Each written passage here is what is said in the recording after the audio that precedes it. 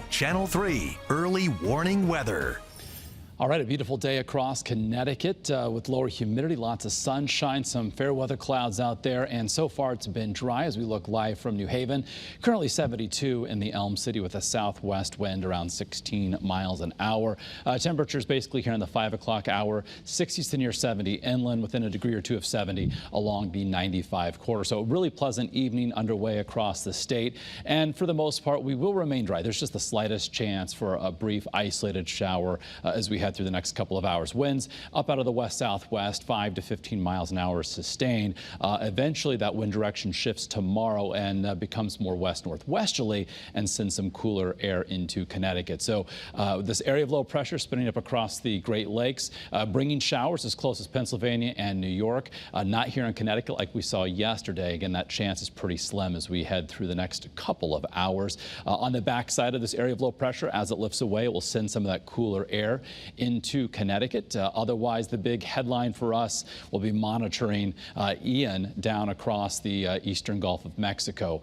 So temperatures right now, forecasting them to go from the 70s through the 60s, overnight through the 50s, into the 45 to 50 degree range inland, and within, say, the 50 to 52 degree range along the shoreline. So a little bit cooler than last night. And then otherwise, tomorrow we'll see basically a mix of sun and clouds during the afternoon with that arrival of some cooler air, looking for maybe a brief isolated shower, but nothing more than that. Highs tomorrow, upper 60s inland. Some towns could touch 70 possible along the 95 corridor with that wind shift coming in out of the west and northwest. So, of course, Hurricane Ian, you can see moving away from Cuba, and even moving over Cuba did not do much to weaken this storm. It's already in the process of re-strengthening.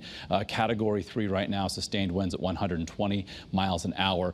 Moving to the north, eventually turns more toward the north-northeast. So the center passing to the west of the Florida Keys, but eventually up in the general direction of, say, Fort Myers. So likely making landfall as a strong Cat 3, perhaps a Cat 4 storm, and then eventually making a second landfall, perhaps over Georgia, before moving inland. Now, as we've been talking about, high pressure moving out of Canada basically is going to help to deflect the storm system from moving rapidly north. So eventually we'll get some cloud cover, maybe a little bit of a breeze from this as we head through the upcoming weekend. But for instance, on Futurecast, and this is specifically the GFS, the American model, showing a fairly bright into the week with cloud cover increasing as our Saturday moves forward in time. And then on Sunday, we could be on the cusp of some showers later in the day. So it'll be the case, say, Sunday into Monday of next week. So that's why, at least as of now, giving still some uncertainty that this is yet to even make a Florida landfall, the first of perhaps 2 landfalls, calling for at least the potential for some showers here in Connecticut later Sunday, Monday,